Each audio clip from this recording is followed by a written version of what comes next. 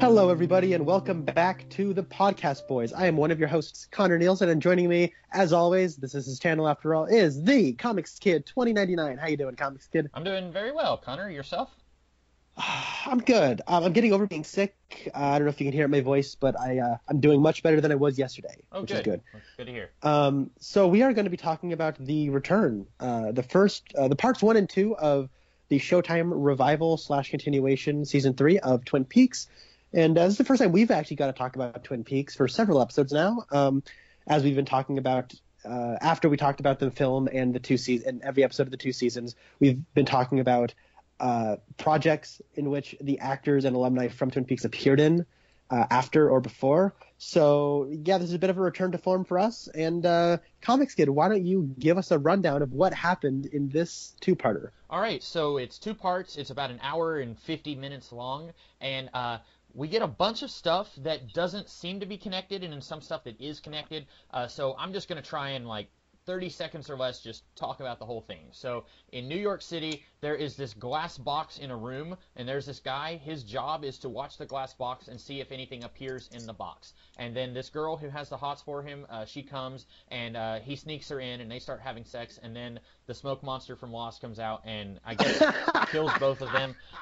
You've also got this guy from Lost and also one episode of Angel. He's working in Las Vegas, and then his underling who works at this company that he works at asks him, why do you let him do these things to you? And he just says, don't ever let anyone like that get involved in your life. We don't know what's going on there. Then you've got Shaggy from the live-action Scooby-Doo movies. He is the principal of a school in South Dakota, I think, and there is a headless woman, or there's a body and a head in a bed, but the head does not go to the body. And so this woman was murdered, and the fingerprints of this guy, Shaggy, from the Scooby-Doo movies are all over the apartment, and he is the principal of a school. He seems like a really nice guy, and he is arrested. And it seems very similar to how Leland Palmer was possessed by Bob, and he didn't really know what was going on, but deep in his head he did know, because this guy is saying, this is where I've been each night for the last few nights. And then the cop starts questioning him. The cop is actually from The Dark Knight Rises. He is the cop who said, son, you're in for a real treat. And he was also in Parks and Recreation. He was JJ from JJ's Diner. And we don't really know what's going on there, except that this guy was seemingly having an affair with the dead woman, and then his wife was having an affair with their lawyer, and also with Cooper, or at least Agent Cooper's body, because Cooper's spirit and mind is still in the Red Room, which you would know if you have seen the last episode of Season 2. And so Cooper's body has been running around for the last 25 years possessed by his doppelganger. It's a little confusing because at the end of Season 2, it's implied that Bob is possessing Cooper, but now it's implied that his doppelganger has possessed him. And he is up to all kinds of weird stuff. He is involved in some kind of crime with a couple of people somewhere in Nebraska, I think, and he ends up killing them. And then South Dakota. South Dakota, okay. So then he tries to contact Philip Jeffries, who was played by David Bowie in Fire Walk With Me, and it's not Philip Jeffries. It's somebody else. Whoever this is says, did you meet with Major Garland Briggs? And then he says, how did you know that? And then he finds out it's not Philip Jeffries, and then that's about all that we know there. And then we get to see the real Cooper. He goes through some kind of peyote trip, and then he gets to see the smoke monster killing that young couple in New York City. And then we go back to Twin Peaks, the actual Twin Peaks, and then we get to see James. He is in the Bang Bang Bar, as well as Shelley. Shelley is doing shots with her friends. Shelley has a daughter who's involved in a relationship that she doesn't like, and then James is staring at Shelley. We also briefly got to see the log lady. She gave a warning to Hawk. And then Lucy and Andy, they have a son named Wally, who's 24 years old. Cooper has been missing since before Wally was born. And that's about everything. There is still a Sheriff Truman. Actually, there's 2 Sheriff Trumans. Someone comes in and says they want to see Sheriff Truman. And Lucy says, well, one of them is sick and one of them is fishing.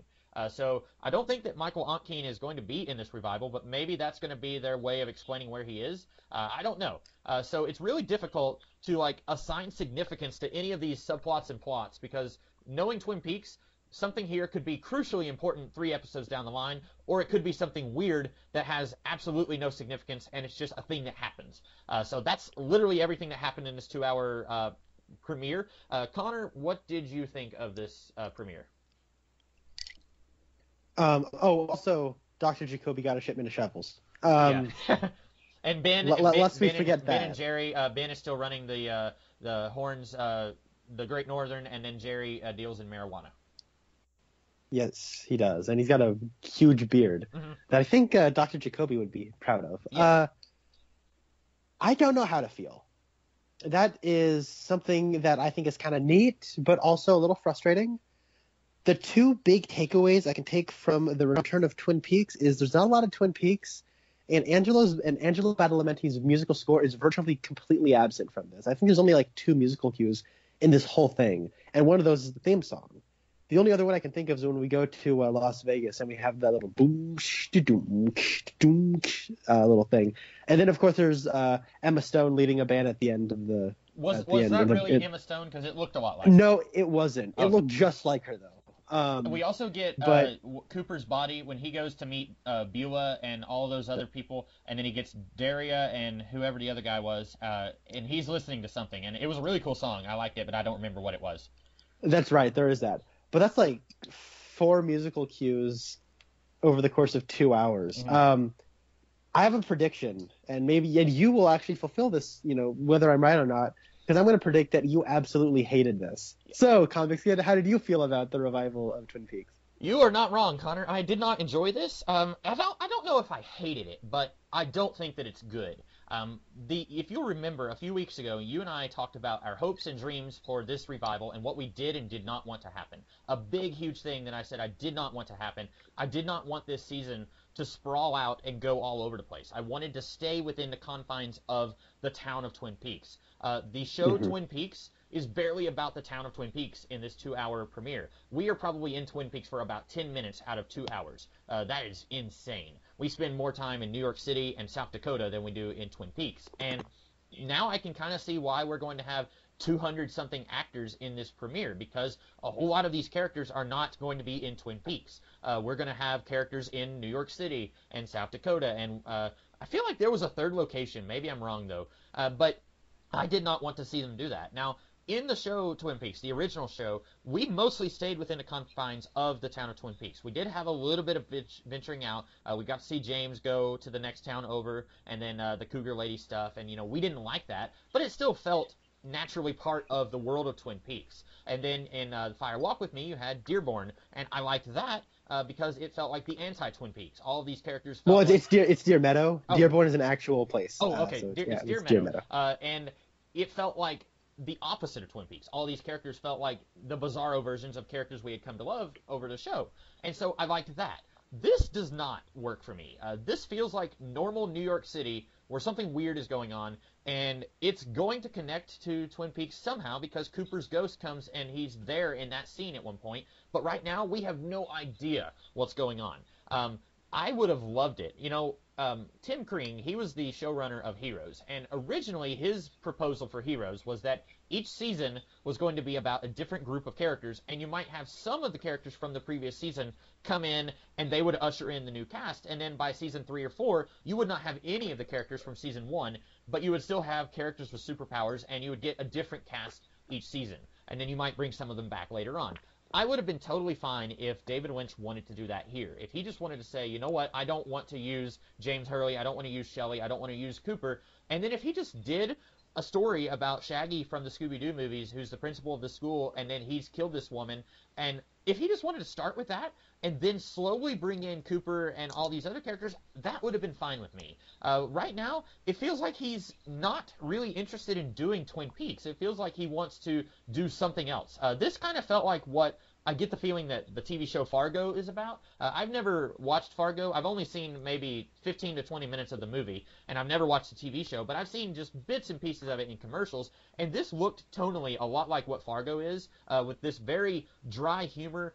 There's definitely some very quirky characters, and yeah, that was something that David Lynch did in Twin Peaks, but it felt very different than what we're getting here. But like that woman who has the dog, and she calls the cops, and then she's saying like, well, maybe you should call Barney, but Barney's not here, so you're going to have to get in touch with Barney's brother. And Hank, he knows where Barney's brother is. And then the cops are trying to talk to that guy, and he's insulting them. And then she says, hey, guys, I just remembered I have a key. Like, all that was very cute and funny. And if he just wanted to do a show around this subplot, that wouldn't bother me at all. Now, admittedly, you probably shouldn't call it Twin Peaks if it's not going to be set in Twin Peaks, but then you probably wouldn't have people like me who are familiar with Twin Peaks watching the show if it wasn't called Twin Peaks. So it's a catch-22.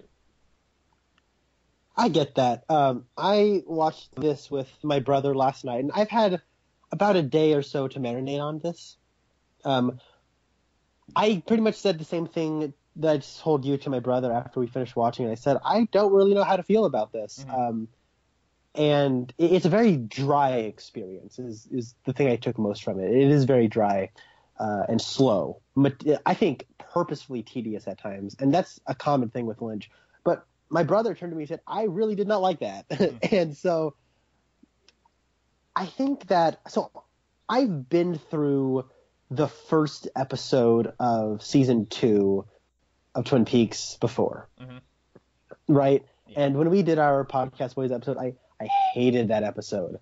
I hated the way it opened. I hated the stuff with the bellhop. I hated the stuff with the giant, the never-ending nonsensical dialogue. It just drove me up a wall. Everybody just seemed to be acting crazy out of nowhere. There's this weird subplot about the hospital food that comes out of nowhere. It just wasn't working for me in any way, shape, or form. But then when I rewatched it, and upon rewatches, I've learned to appreciate that episode more. And there are a couple of scenes in that I think are brilliant. That's the episode that has Bobby talking with his father about the dream he had, mm-hmm. and that scene is magnificent. But the thing that episode I think teaches, I think David Lynch is really trying to communicate, especially through that opening, is you just got through this extremely fast-paced, high-octane, high-intensity season 1 finale, and you're expecting that momentum to carry into season 2, and the momentum just screeches to a halt.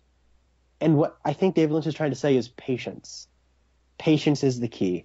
And I felt a lot of that here. I think this is something that we can see as far back as Eraserhead. Eraserhead is a very slow film to start. And then all the weird psychedelic nightmare sequences that film is famous for, that doesn't really start happening until the final 30 minutes of the movie. And Lynch is somebody who I think knows when he wants to be slow and meticulous and methodical and do his Shaggy Dog joking. That's something that he knows to get out of his system at the beginning, because people will be more patient towards the beginning of something than they will be at the end of something. That being said, I get what Lynch is going for here. I just wasn't all that interested in a lot of the subplots with Cooper with the Gene Simmons haircut, and Spencer's laughing over there. That is pretty good. So I just really wasn't interested in all this stuff. The stuff I'm taking away more than anything, though, is I think this is all preamble. And I think that so what's going on, I think we should probably say this. We're only talking about parts 1 and parts 2. Those premiered on Showtime last night.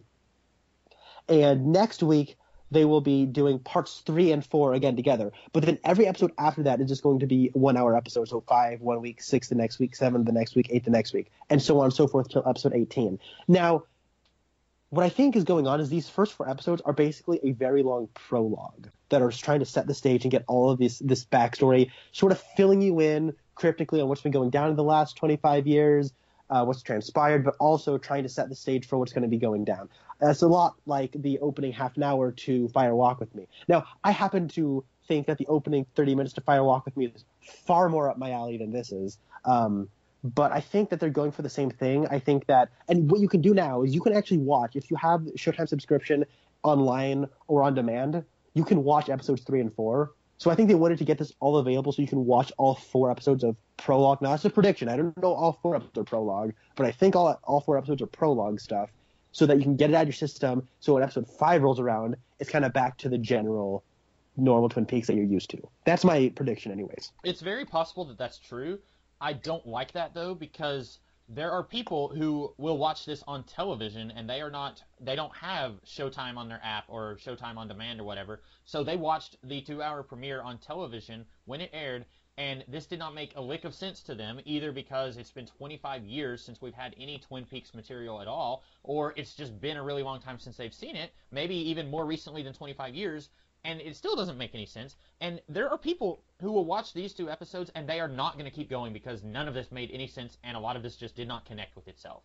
When you go back to the first episode of Twin Peaks, it was glacially slow. It was about half an hour into an hour-long episode before we got our protagonist to show up. But the good thing about the very first episode of Twin Peaks is that it is carrying you along, and it is holding your hand the entire way. You are not confused about anything.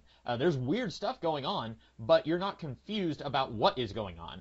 You see, like, some dude dancing in the hallway as he's going to class, and that's weird, but it's not confusing. You know that this girl has died, and the entire town is mourning her, and now you're going to follow this secret agent guy as he tries to solve the mystery. It all makes a lot of sense. And it was like 3 episodes in before we started getting anything supernatural in season 1. This just opens with a weird supernatural moment between the giant and Cooper. And then later on, we get the arm, except he's no longer a dancing dwarf. Now he's, I am not even kidding, people are going to think that I'm making this up. He is a talking tree with an alien head on his head. Like, it's like those stereotypical looking gray aliens. It's like that with no eyes, and it's on a tree with no leaves. Like, and he says, "I am the arm," and the giant says, it's either the giant or Mr. Gerard says, "The evolution of the arm." And it's because, I guess you and I were talking about this a few weeks ago, apparently David Lynch had a falling out with the guy who played the arm, and so now he's using this thing to portray the arm. That is not going to make any sense to anyone. I mean, it makes sense to me because in the final episode of Twin Peaks, he says, "I am the arm and I sound like this." No, wait, that's in Fire Walk with Me. Never mind. In the last episode, he says, "The next time you see me, it won't be me." But how many people have seen the series? That's the thing. Like, it's available on Netflix, but you have to think that there are people who will watch this who have no experience with Twin Peaks. And that's true. That's true. Even me, I have experience with Twin Peaks, and a lot of this just made no sense to me. Okay. Well, then let's get into a conversation about this, because this is just a continuation of the series, but we've been out of this universe for 25 years, and there's history that has transpired, and we need to kind of catch people up on the history, not so much what actually went down in the original series, because I think this just expects you to be familiar with that and the film, for references to Philip Jeffries, and "I am the arm and I sound like this." I also saw a comment. Somebody's like, "The arm evolved into electricity because he has electricity flowing through its not veins but branches."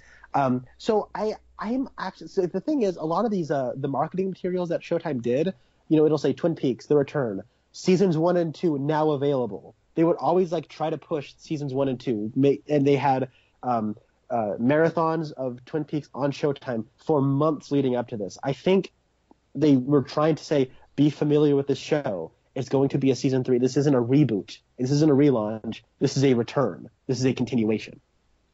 And yeah, and I'm of mixed minds on that, because if you're going to do season 3 25 years after you did season 2 and like 24 years after you did the movie, then you need to expect people to know what your show is about, but at the same time, you shouldn't expect people to do, like, 25 hours of homework before watching your show. Like, that's also unfair to the audiences. And, like, when you tell people, hey, go watch seasons 1 and 2 and Fire Walk with Me, and then they come into this 2-hour premiere, and we have 5 minutes of Hawk and Andy and Lucy and Shelley and James, that's not Twin Peaks. Like, the other hour and 45 minutes is characters who are not from seasons 1 and 2. So it's like you've been telling people in these advertisements, watch seasons 1 and 2, we're going to do a season 3, and then when we get to season 3, it doesn't bear any resemblance to what we had. And if you're right, and it's just a 4-hour prologue that's going to get us back into something more recognizable as Twin Peaks, then I think they should have cut that prologue down to about 2 hours. I think if that's what they're doing, they should have gotten to that point at the end of this premiere that we're talking about right now. You know what? You're making great arguments. Like, these are strong. But I don't really agree with the. It's like complaining that Alien Covenant, you have to watch Prometheus before watching Alien Covenant to me. Like, Prometheus was 5 years ago. You should be, it's called Alien Covenant. There's no reference of Prometheus in the title. How are you supposed to know Alien Covenant's a Prometheus sequel? So, I get it. It's 24, 25, 26, however long it's been, is a much larger gap than 5 years. But at the same time, one of my predictions was this series is going to be radically different than anything that we were expecting, and I was right. This wasn't necessarily something I wanted, and I think I'm coming off as like the defender of this, and I like this. I don't really have any feeling one way or the other. I think I have an idea of what they're going for, but I guess I should just kind of let this out right out of the gate now. Is this more than any other show I've ever watched, more than Daredevil, more than Jessica Jones, this feels like I just watched the first 2 hours of a relentlessly long and slow film. Mm-hmm. So like a lot of like I've been racking my brain all day long in preparation for this podcast, thinking, how am I going to talk about this? Mm-hmm. I don't know how I'm going to talk about this because it's like reading like a single paragraph in a novel and then having to talk about that paragraph, or sorry, like a page or two in isolation. To me, it doesn't seem very like I just don't have the whole piece here to talk about, and this really does feel like something that I need the whole piece to talk about. Maybe Showtime was the wrong venue for this. I don't know. Maybe Netflix was the right venue. I don't know. But maybe having it available all at once was the right way to go. I think that I'm going to appreciate this stuff more when we get to the end. But as of right now, I'm left feeling cold, still intrigued. I'm going to continue watching this. But it wasn't what I wanted.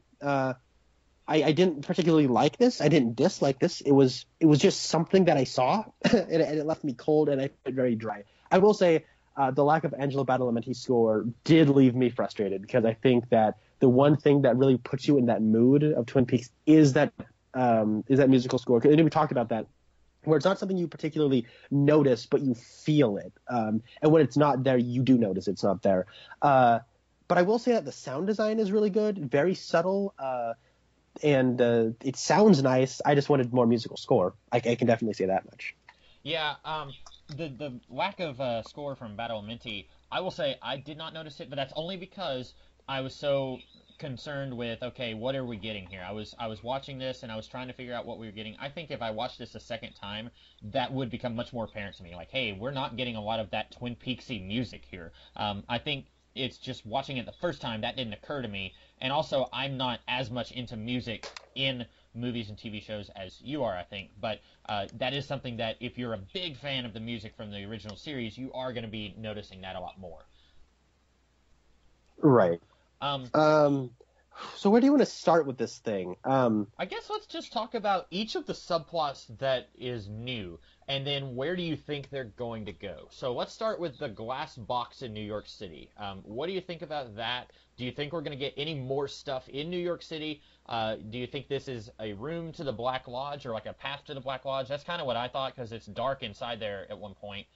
What do you think of that scene? And then we'll just move. So before, like, while it was just this dude looking at this box, and it's like a 7-minute scene of him just sitting there, and then he gets up and slowly makes his way to that camera, and he changes out an SD card and puts the SD card away, and then slowly gets back up on that couch, and then just sits there. Like, okay, there's got to be some payoff to this, and there is. And I figured like what was going to be going on is, like Philip Jeffries, like, you know how in Fire Walk with Me, Philip Jeffries just like appears, and he just kind of shows up.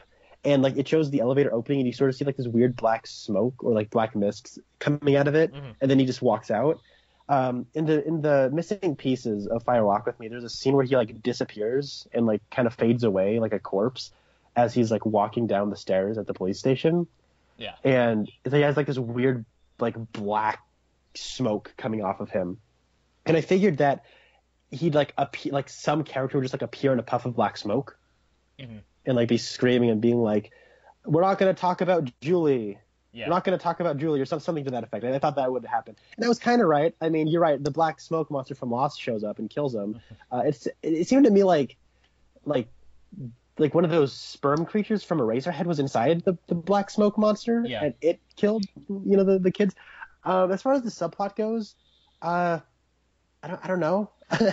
Did you think that girl was not to be trusted? Because she is like really wanting to go in that room, and and then the security guard are like, no, you can't. And like when he's entering the code to go back in that room, she's like peering over his shoulder, and I'm thinking, okay, she's a spy working for like the Dharma Initiative or something, and she is trying to get in there, and as soon as he gets her in, she's gonna like pull out a gun and shoot him, and she's gonna blow up the box, or she's going to get inside the box or something. and that's not what happened. And I think maybe I'm maybe giving too much credit to Lynch, but maybe he is trying to make us think that. He's trying to take us down one path, and then he subverts our expectations and says, nope, she's just really wanting to have sex with this guy. And, because I was really thinking that she was like, teasing him a little bit, like, oh, I brought you coffee, tee hee hee. And I was thinking she was going to end up being a femme fatale, and then, like, she would do something. But no, she's a victim too. So that kind of surprised me. Yeah, she may be, yeah, like, okay. I was gonna say she might end up being like a spy, like you're theorizing, but a spy wouldn't like just like, all right, let's get it on. But we're doing weird stuff with time. I don't think we're done with the subplot or these characters, even though they're dead, because Agent Cooper, like when he like is floating through space and then he appears in the box, that's when they're out of the room. Yeah, and it's like he like goes back in time to check it out. So. Do you think that, because when she comes by the second time and she's like, oh, the guards are gone, and again, I thought for sure that she had like knocked the guard over the head and dragged him into the bathroom, and then the guy was going to go in the bathroom and he would find a guard there, and then she would hit him over the head, and then she would go over and enter the room. I thought that was going to happen. So I'm wondering if the guards deliberately left their posts so that she would go up there, so that he would let her in, because they knew that something like this would happen. I wonder if this happened to the previous guard maybe, or something weird happened and they were thinking, okay, if we air quotes accidentally let this happen, then we're going to get some results finally about this glass box. I'm wondering if they deliberately left their post by design. Yeah, no, that's actually something that ran through my head, and I guess you just jogged my memory. No, I think that's probably the most likely thing that's going to happen. What else is there to talk about this subplot? Because you are right, it's so strange. Yeah, and a billionaire owns it. Do you think this is was that? I was expecting it to be someone from the show. I don't know who. I can't think of anyone from the show who would be wealthy enough to own a corporation in New York City. I would be disappointed if it's not somebody who is somehow connected to the show. But again, I'm getting shades of Lost. Like, we joked about the smoke monster and the Dharma Initiative, but I really think that this reminds me of Charles Widmore from Lost, and how he was seemingly just an evil businessman, but then he's actually got interest in the supernatural. I think this is going to be something kind of like how Cooper was a very innocent, almost naive, that's not really the right word, person who's interested in the supernatural, and then he gets into it, and then it's more than he bargained for. I think we're going to get something kind of like that. Like, we're going to have somebody like Wyndham Earle, who is seemingly just, the public face, like, Bill Gates or whatever, and then it's like secretly he wants to enter the Black Lodge or something like that. Yeah, that could entirely be true. Because I was going to say it's the guy in New York who's hiring a girl. With like he gives Danny Rand like two things of money, and he's like, yeah, Las Vegas, yeah. In Las Vegas. What did I say? You said New York. Yeah, that's it could be him. I don't know what's going on with that scene. I guess we can just segue into that. That one is probably the least meaty out of all of these subplots. Like, he says, don't ever let someone like that get involved in your life. We don't know who he's talking about. So maybe I think it's Evil Cooper. Or could be Evil Cooper. Could be, because Evil Cooper was in South Dakota, right? Yeah. So it could be him. It could be that whoever they're talking about is the guy who owns the corporation that owns the black box, or the glass box.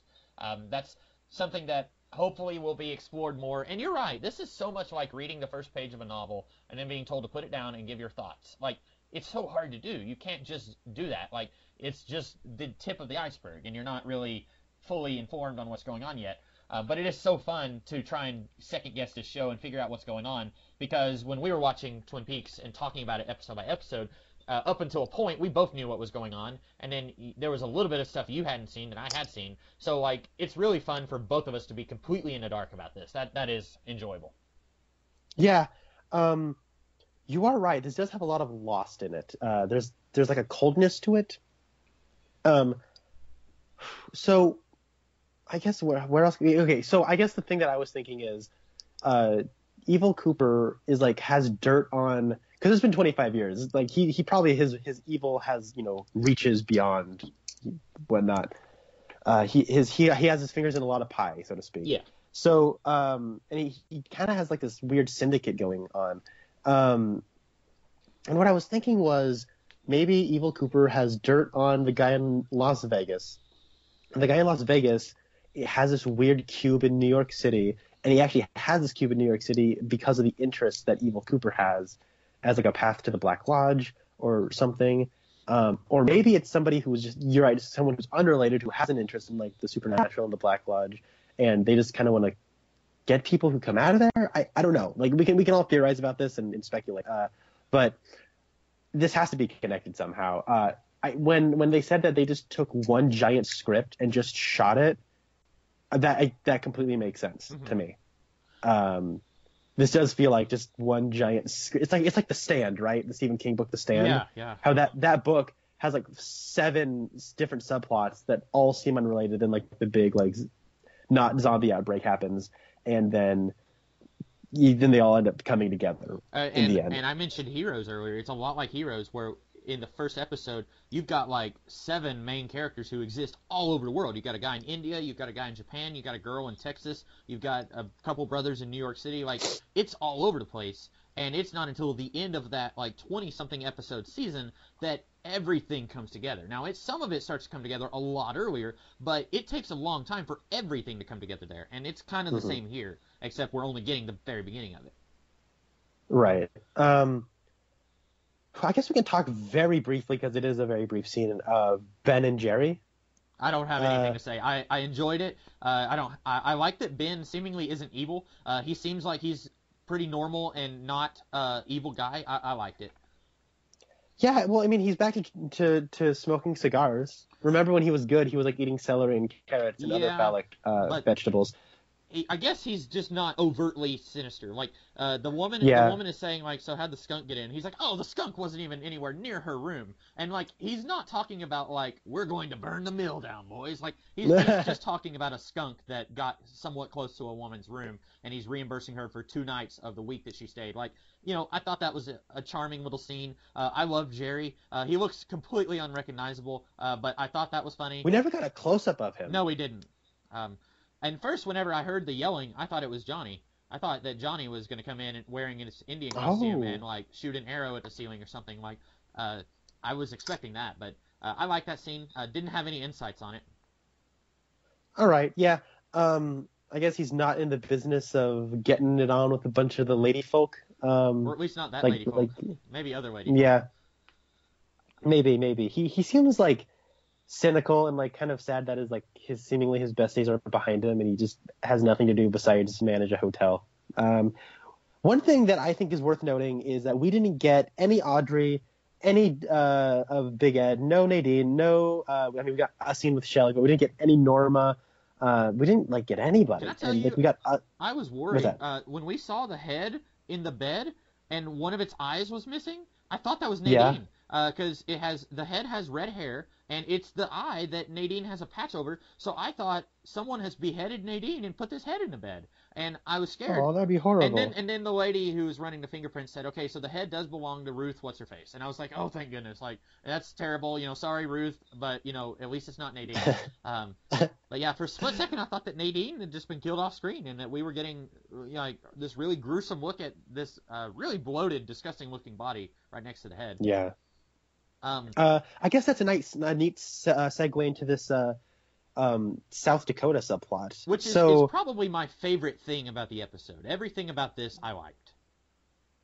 Yeah, I didn't much care for like the weird Evil Cooper is sort of behind it subplot where he has like an entourage of young, attractive people following him around. Oh, you're talking about that one. I guess there's technically 2 South Dakota subplots. Yeah. There's that stuff, and I guess that stuff is related to the stuff regarding the principal, because Cooper, I guess, is behind it, where he's like, you did exactly what you were supposed to, and then he shoots her, and then he's like, the secretary of the principal has this information that we need to get. So it's like he is behind it. I didn't much care about that part. But I did like the stuff with the principal, and it kind of goes back to those, we can say classic Twin Peaks, but also just Lynchian themes in general of it seems like they're like a nice family. Like, oh, he's the principal of the high school, and he's got a wife, and they're going to have people over for dinner.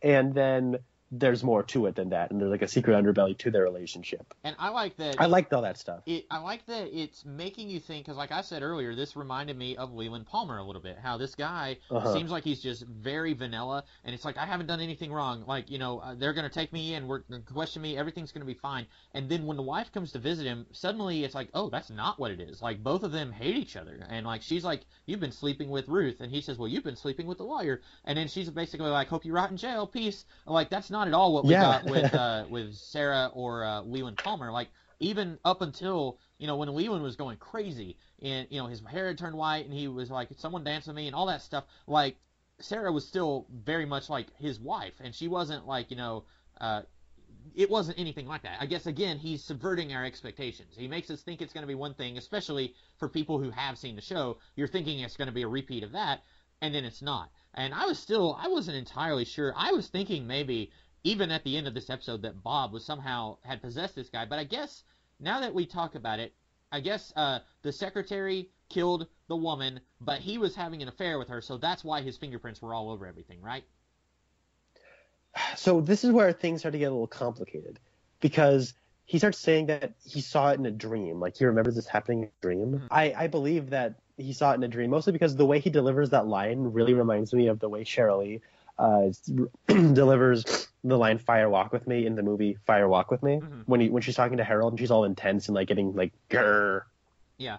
And he has that sort of conviction, and it's kind of like, it's a little over the top and over stylized, but he kind of, the way he's talking about it is sort of like the honest conviction, but also anger that happens in a lot of David Lynch movies. Yeah. So I believe that he didn't do it, but it happened in a dream, so maybe he was possessed. I don't know. And things are complicated a little bit when he says, we had a staff meeting at the school. It lasted until about 9:30. And he says, when did you get home? And he said, 10:15 or 10:20. Okay, how long does it take you to get home? And then he's kind of like, I had to give her a ride home. And it's like, he's clearly making stuff up, and he's backtracking. Yeah. So that was a little confusing. Also, the girl that Cooper shoots in the head, not the wife of Shaggy, but the girl who is with him, I don't know his name, Matthew Lillard, that's his name, Matthew Lillard's wife, not her, because Cooper shoots her, but then there's another girl, the one who he recruits from Beulah. Is she the secretary, or is she friends with the secretary? No, so I guess is his name Tim, the guy with the like butt chin he gets with Daria. Is that her name, Daria? Yeah, there's Daria, and then there's another guy whose name I don't remember, and then there's Jack, who eats like 3 platefuls of stuff, and then and then I don't remember the other guy's name. It's like Ryan. I think his name is Tim. Okay, Tim. I'm just gonna call him Tim. Yeah, let's just call him that. So Tim says that he knows like that he has like a connection with the secretary. Okay, yeah. Of Matthew Lillard. So that's where I think like the connection is. And I'm sure we'll get more of this going down. So I guess that's a neat little, okay, I don't know. Is there anything you wanted to say more about like the principal situation? I liked how this stuff was paced, and I liked the police officer's performance. Like, he has this like, I don't want to do this, but it's my job, I have to do this sort of way of performing it. I think he does a very nice, naturalistic performance. I like that guy. He played JJ in Parks and Rec. I just want to see him as the lead in some show, any show, preferably as a cop like this. I would really like to see. Yeah. I just wanted to see David Lynch do an ongoing series about this guy and this murder.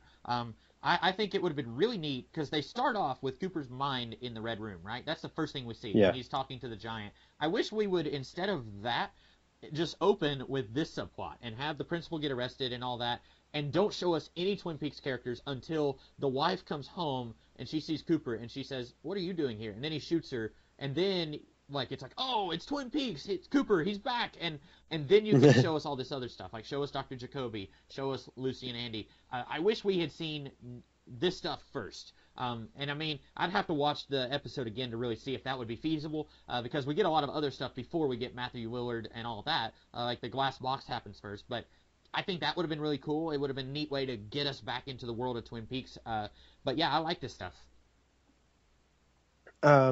Yeah, I like how deliberately paced it is. What do you think of like the weird hobo that's covered in charcoal that just disappears? I thought that was kind of. I had forgotten all about that. I have no idea. I thought maybe he was going to be connected to the smoke monster. Probably not. I don't know. I had forgotten all about that guy. I remember that because like he disappears, but his head is still sort of around, but it's translucent, and then it just floats away. Um, yeah, I guess we can like start talking about Cooper now, like evil Cooper. So he has this whole plot that I guess the information that the secretary of Matthew Lillard has is some way related to him getting out of returning to the Black Lodge, because I guess the rules are that Bob needs to return to the Black Lodge, I guess after 25 years. I think it might have something to do with giving some Garmonbozia. You know what I mean? Yeah, like yeah. the arm that's now a tree with a monster head on it is like, give me your Garmonbozia. I need my roots to grow. And then Cooper will get his like chest opened up and there'll be a bunch of blood. Maybe he doesn't want to give the arm some Garmonbozia. Maybe he wants to keep all the Garmonbozia for himself and just have a lifetime supply of creamed corn. I don't know. But and there'll be like a 2-hour like long single take of just an extreme close up of his mouth, just slurping creamed corn out of a spoon. Yeah. You know what would have been a good place to have done that? At the diner where Jack eats like 3 plates of stuff and he says, I don't need anything. I want the information. That would have been a great place to have had someone eating cream corn. Like, or just some other, that would have been cool. Some other food that you don't ever want me to eat again. Like, you know, if you don't ever want me to eat ice cream, then just show them slurping ice cream out of the vending machine or something, you know, and then I'd be like, okay, good, ice cream, I'm never going to eat it again. Which would be crazy because for as long as I've known you, there have been times where we've been recording and you're like, yeah, I have a bowl of ice cream while I'm eating. I know. So if they want me to have a healthy lifestyle, hint, hint, David Lynch, you need to have someone like licking ice cream off the bathroom floor or something really gross and disgusting. Oh, gross. And I'm just trying to think of like something to top the cream corn from Fire Walk with Me. Yeah, that would have been a cool little touch, I guess they might have put in there. So I guess there's a setup that Tim and Dario were gonna kill Cooper, but Tim is away in prison, or is that just a lie? No, I think he's in prison because Cooper busts out the laptop and starts looking on the FBI database, and it's like, you are here, and then it's like way on the other end of the state is Yankton Federal Prison or something. So I think he thinks at least that Tim is in prison. Maybe Tim's not, but Cooper's body at least thinks that he is. Doesn't he say though that like he says, you really think I believe that Tim's in prison for carrying guns across the border? I think what he was saying was he's in prison for something else, maybe like something worse than bringing guns. I don't know. Like so I guess Tim and Dario were like setting him up to kill him, but I guess maybe someone put it up to it. Do you think Otis and Beulah are behind that, or? I don't know. I was thinking that it was going to be someone else, that like they were working for a third party that we haven't seen. I still think we're going to get an evil businessman who is connected between the Las Vegas guy and the glass box. Maybe he hired these two. That would be the through line through all of these subplots that seemingly aren't connected. So that would be good. And then it's Jim Belushi, and he's like, hey, it's me. He is showing up at some point, I guess. So let's move on. Do you have anything else to say about the South Dakota stuff? Yeah, I guess the stuff with like Cooper, he's on like a weird device, like a portable Wow, I just about said portable laptop. How embarrassing would that have been? But he has like this like thing that I guess is kind of has Fritzy connection. It really reminded me of the stuff that Wendell Earl was carrying around in his cabin. So you say it's his body and that you don't think like, because obviously Frank Silva's dead, right. Which is unfortunate. He of course was Bob, maybe the scariest villain in all of fiction, next to Leland Palmer, and then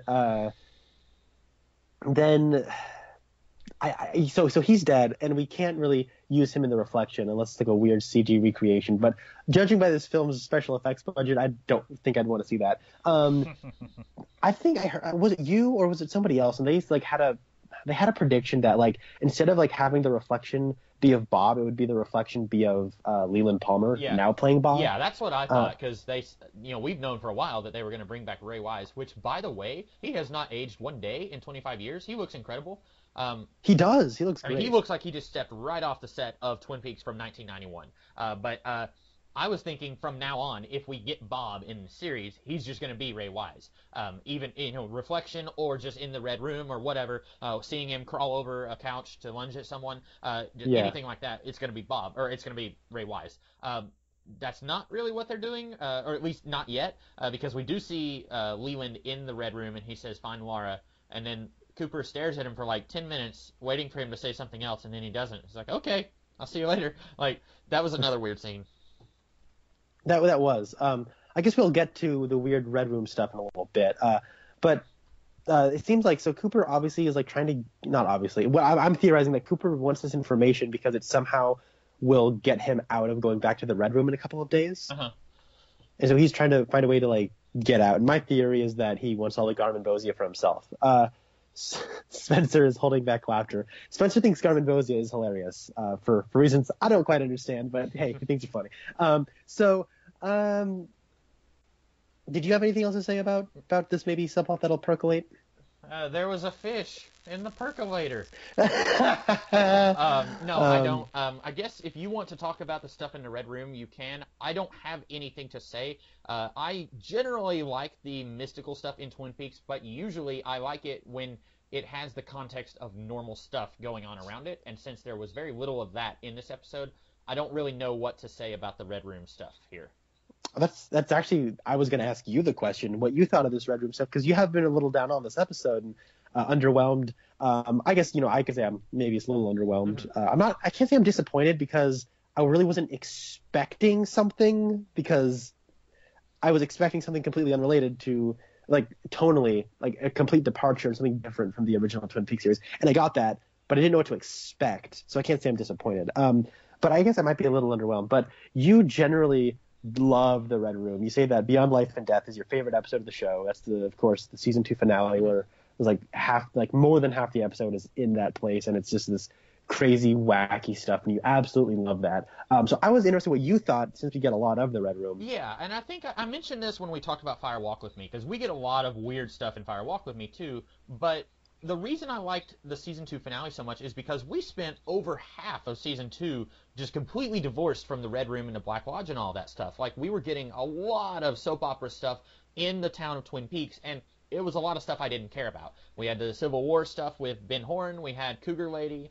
We had Harold. We had a lot of stuff in season 2 that I just did not like. And then we finally, bam. We had Josie turning into a doorknob. Oh no, that's classic Twin Peaks. That's I was actually expecting. I am not even joking or exaggerating at all. I was expecting Daria to get absorbed into something in that hotel room. Like when he shoots her, I was expecting her to just vanish. Like, not even kidding. I thought that was going to happen. But anyway.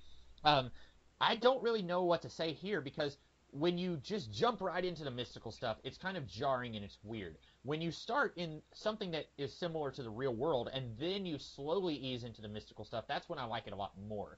So here we get a weird talking tree with an alien head, and then we get Cooper chasing his own self a little bit, and he's running around in circles in a room full of curtains, and then the floor is like an earthquake, woo, and stuff like that, and then there's another tree with another alien head, and it's jumping out at him, and all that stuff is weird, and I think it's just there to say, this is what you're getting into. If you've never watched Twin Peaks, this is the kind of show that we got, although now we're in the 21st century, and it's even more insane and weird than it ever was before. I don't have a whole lot of, insight about it, or hey, it's been a while since we've seen this stuff, so I'm happy to see the weirdness back again, Yeah, I hear you. I do want to say, you were saying that you were expecting something totally different, and that's what we got, and I agree. One thing that took me by surprise was this is like a rated R show. I guess that's something that they do on Showtime. I've never watched anything on Showtime before, so I didn't know. But I guess it's a lot like HBO, where it's on TV, but you can very easily expect full frontal and the F-bomb dropped. And I think we get both of those here. We get the girl in New York City having sex with the guy, and that shows a lot more than I thought. And then, and it's not like extremely in your face, but it's more so than I thought. And then you get like a little bit of like a side boob stuff going on, but you don't get like a full frontal shot. We had that in Fire Walk with Me, because that was a rated R movie. And so, and I felt like with Fire Walk with Me, part of the appeal of doing it as a movie was we can go even more gritty and dark than we ever did in the show.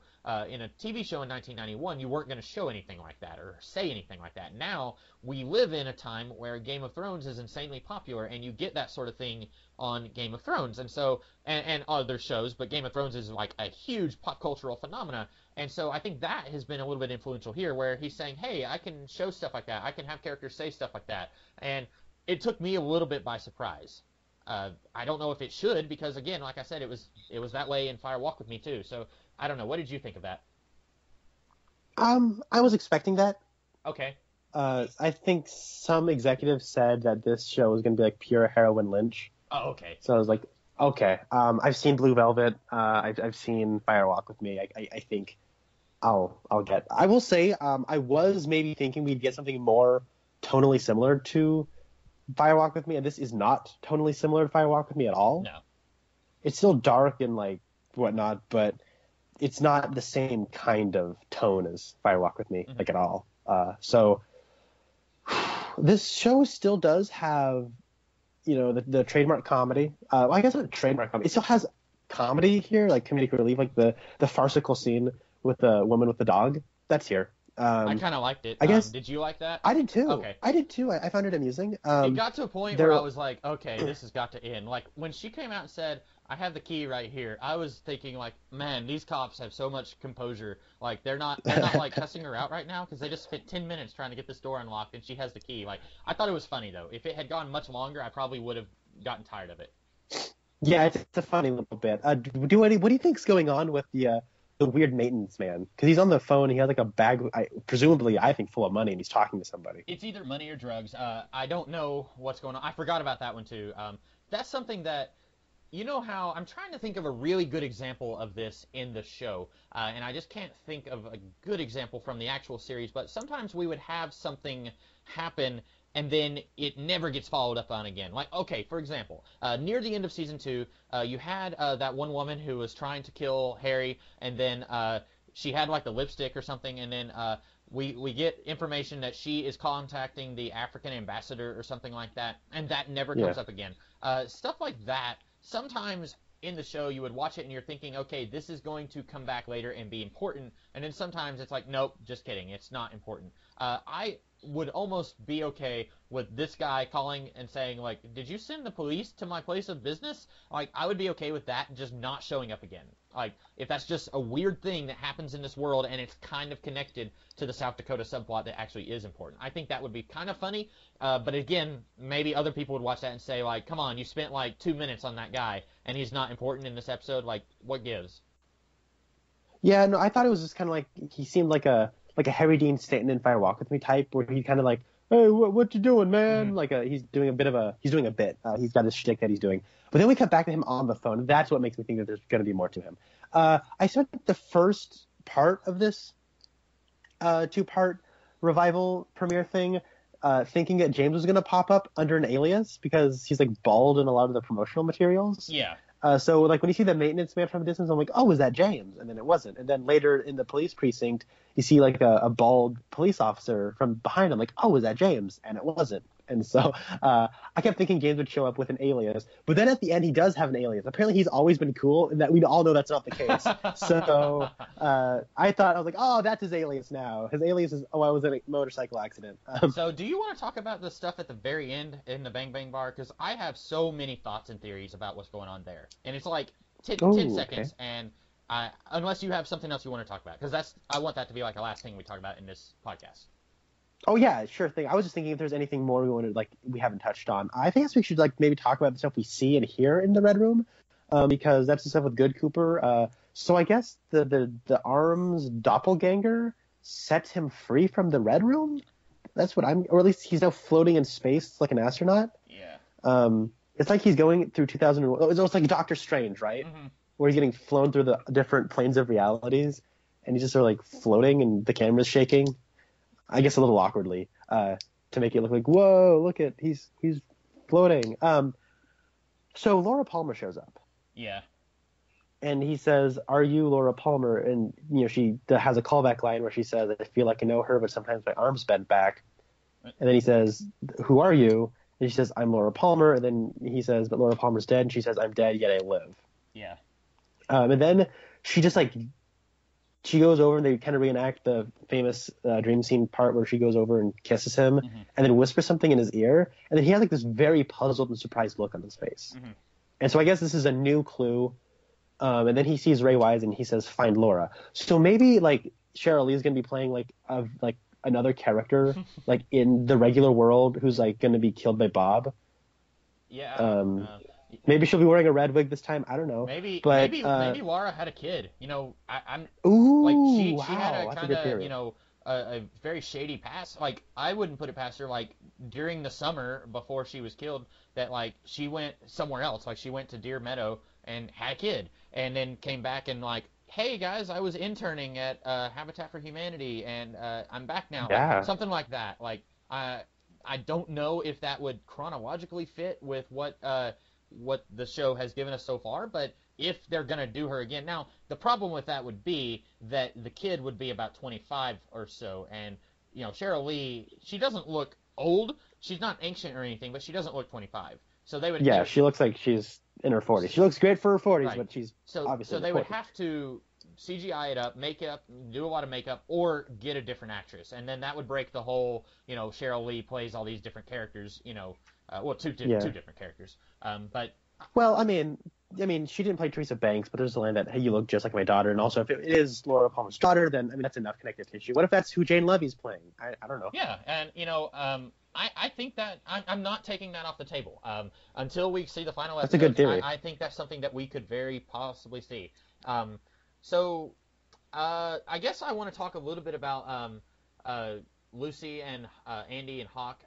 It seems like maybe Hawk is kind of leading the police department, which was something that I wanted to see, although we do have two Sheriff Trumans.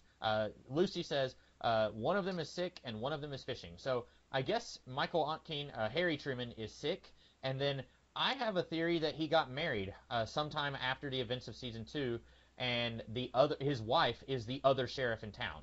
I don't think that's how sheriffs work. I think generally there's only one sheriff. You might have a whole bunch of people working for the sheriff's department, but there's one sheriff. So that's not really how things work, but I wonder if Harry married Norma. That would be weird, because I don't think they ever actually interacted with each other that much in the show. But based on something else that we see later on in this episode, I wouldn't put it past them to just completely shake things up and say, okay, we've got these two characters, and now we're going to just do something crazy with them. Because we were very fond of saying this show is a soap opera and is also a parody of soap operas. And one thing is, soap operas, so much stuff happens in just 1 year. Like, an insane amount of stuff will happen. And so if you skip 25 years of a soap opera, like, so much stuff will happen. Evil twins, cloning, character falls in a volcano, but they didn't really die. Like, so much stuff happens. So we've skipped 25 years of Twin Peaks, and it's remarkable that we're able to keep up with anything that's going on. So I'm thinking that, like, in the 25 years since then, like, Harry and Norma, they both have essentially lost someone. Harry lost Josie. Norma has basically lost Ed, and she's divorcing her husband. So what if they just found solace in each other's arms, and they got married, and now Norma is a cop? Like, I think a really good twist for people who have watched the previous two seasons would be that, like, someone says, hey, here comes Sheriff Truman. And then we're thinking, oh, it's Michael Ontkean. And then the camera pans up, and it's Norma.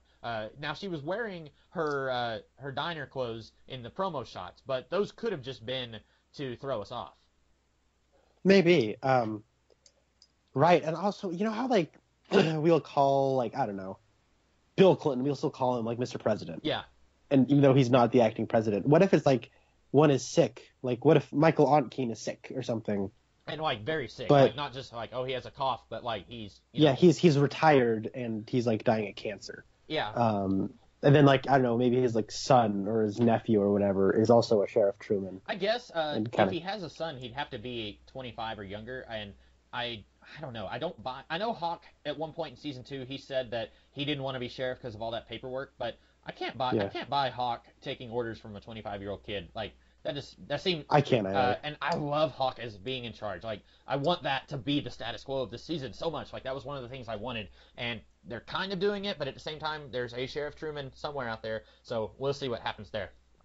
And I'm glad you mentioned that, because that brings us to our God Bless You Hawk moment of the week. We haven't had one in forever. I'm doing a drum roll. I know. I'm so glad to be back. God Bless You Hawk. Yeah. You know exactly what to do when you are the deputy chief. Yeah. You listen to that log lady and you follow the clues. Yeah. You're the man, Hawk. Yeah. God Bless You Hawk. I like that he has her in his contacts on his cell phone. Like, hey, Margaret. That's great. He and she probably are co-opting that Love Guru house that we know that he's been running. Right? Yeah, that's probably a thing.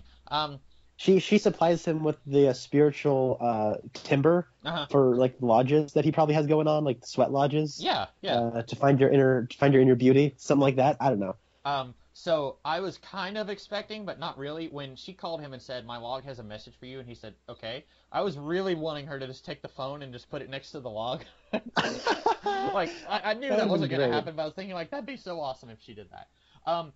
So I guess I have a question for you then. Yeah. Do you think, like, these are the only scenes we're going to see of the log lady?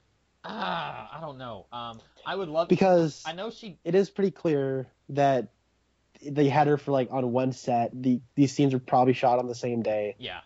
Where she's just, like, sitting by a phone. I would like to see more of her, but I'm not going to get my hopes up. I would love for them to bookend this season with her giving another message to somebody, but I don't want to think that that's going to happen and then not get it. And it's kind of weird that this episode was devoted to the memory of Catherine Coulson and Frank Silva. Frank Silva died a long time ago, and they didn't devote the episode to David Bowie or Miguel Ferrer or Warren Frost. Like, none of those guys. Or the guy who played Major Briggs. Yeah, you're right. I can't remember his name, but yeah. It's weird that they didn't devote episodes to those guys. And I'm wondering, because we do know that Miguel Ferrer is going to be in an episode this season, I wonder if they're going to devote that episode or episodes to his memory, since we know he's going to be in this season. But, I mean, they mentioned Philip Jeffries, and I don't know in relation to when David Bowie died. I don't actually, right off the top of my head, I don't know when he died. But in relation to when he died, I don't know how much of this season had been filmed.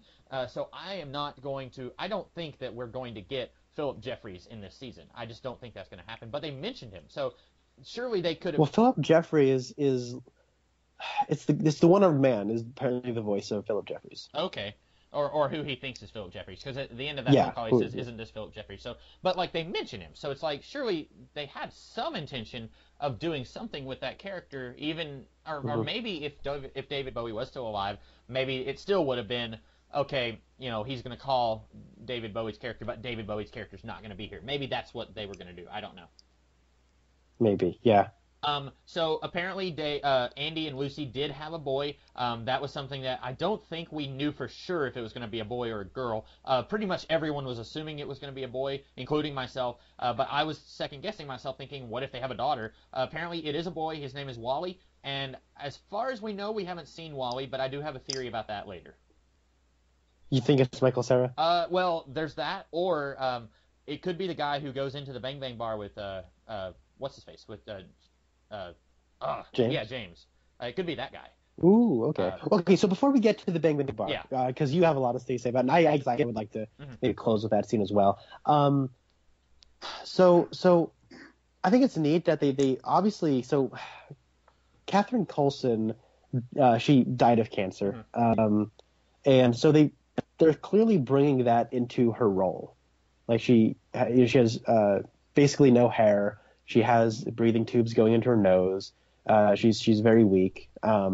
So I think it's kind of neat that Catherine Coulson would, go and do, a couple scenes with, even though she is sick. Yeah. Because I think that's kind of neat. Well, she has a long history with David Lynch, because she was the photo editor or something on Eraserhead. So like she, even before Twin Peaks, she's had this long history with him. So I think it's kind of a she respects him and she's good friends with him, so she was willing to do that, even though she's very sick at this point.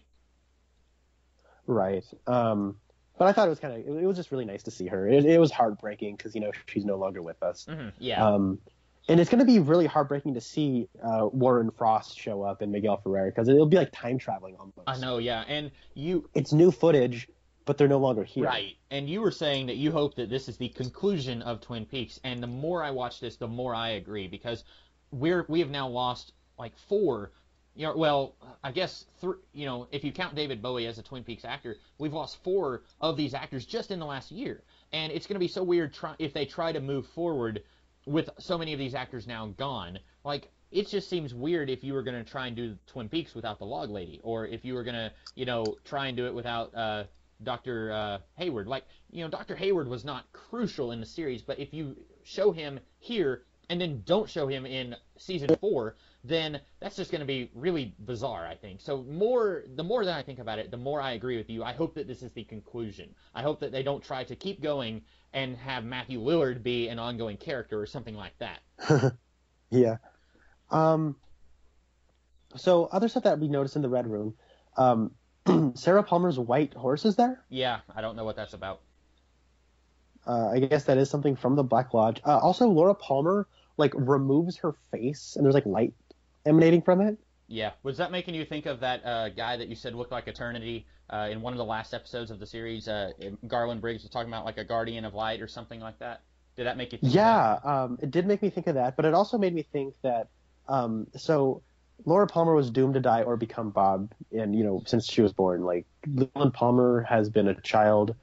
Bob has been him since he was a child, and then so it's probably you think, well, Bob basically inseminated Sarah Palmer and created Laura Palmer, and he either wanted to become Laura or he will kill Laura, and then the one-armed man throws the ring into the train car at the end of Fire Walk with Me. She puts it on, and then she gets murdered, and it's sort of like a protection almost. Yeah. Where it's like she goes to the Black Lodge, and Cooper's there, like consoling her as the angels appearing above her, and she's like happy, but she's still in the Black Lodge.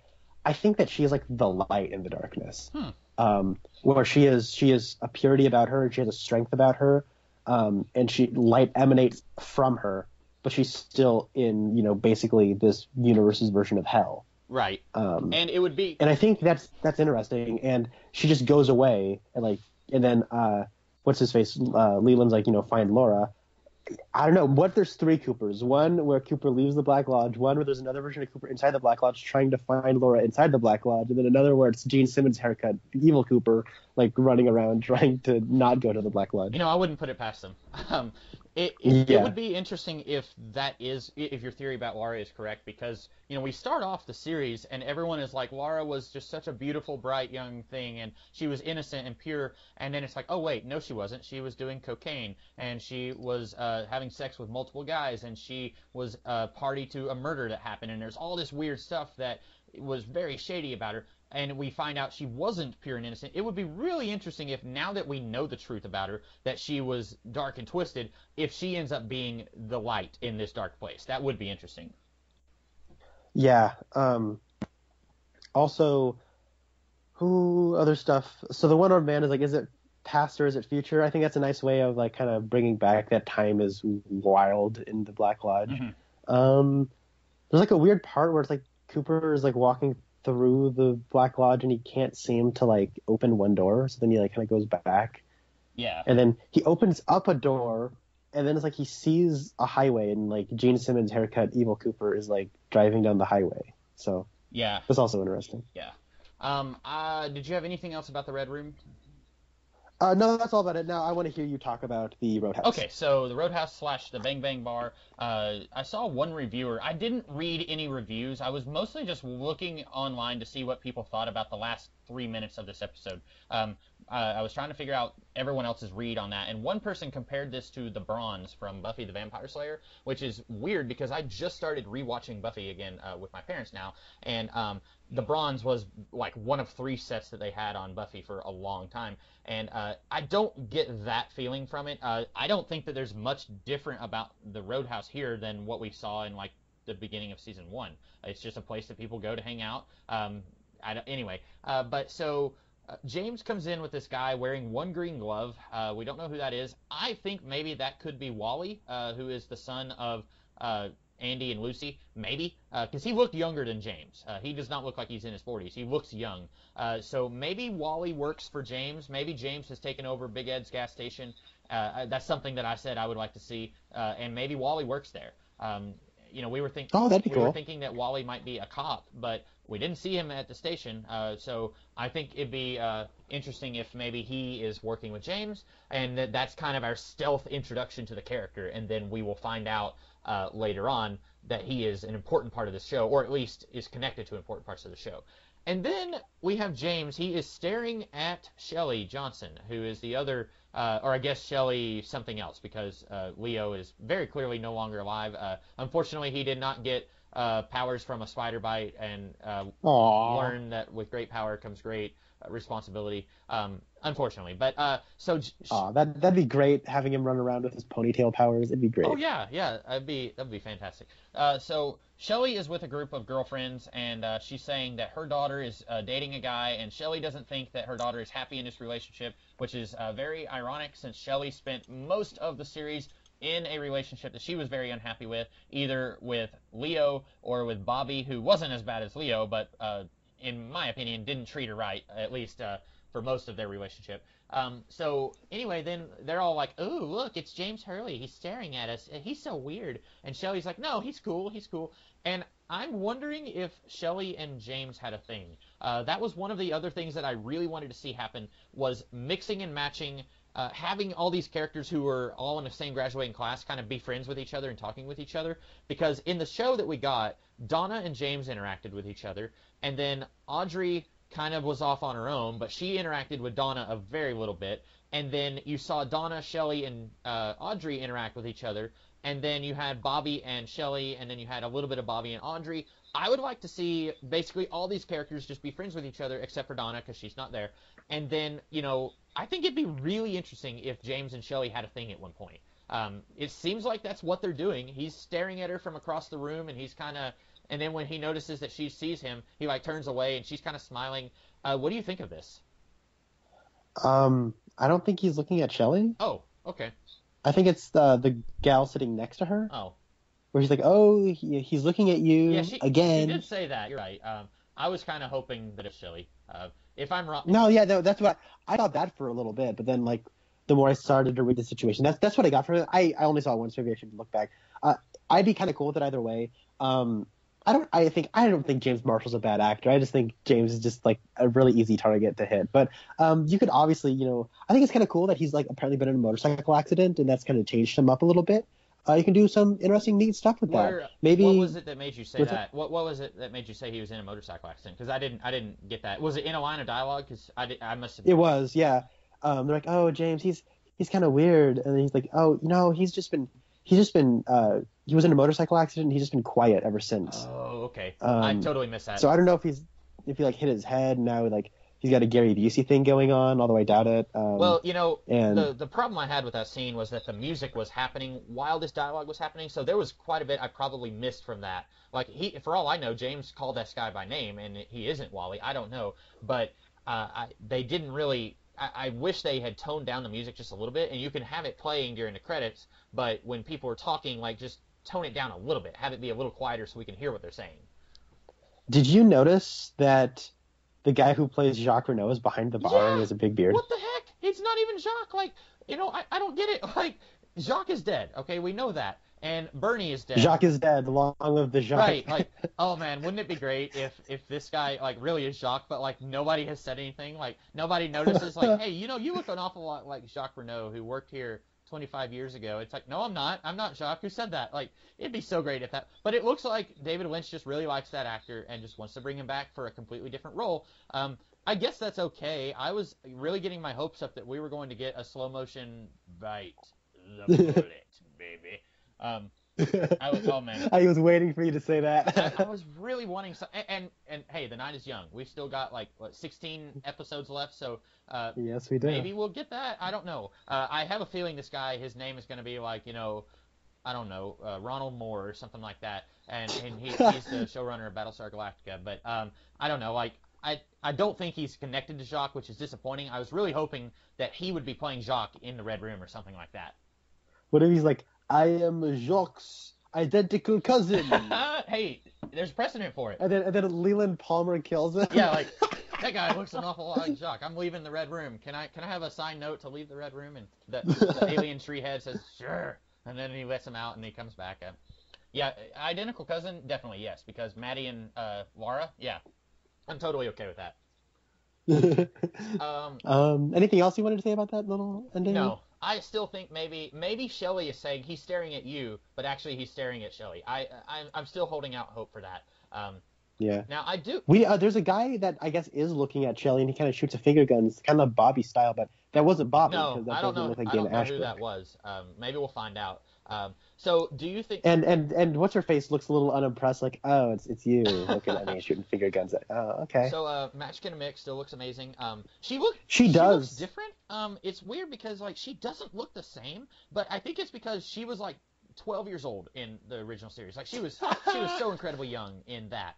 And That was her first thing she did. yeah, Was I mean, Twin Peaks. she is very young in the original Twin Peaks, and now it's like she doesn't. It's kind of like the same with Cheryl Lee. Like she doesn't look the same, but she doesn't look bad for her age at all.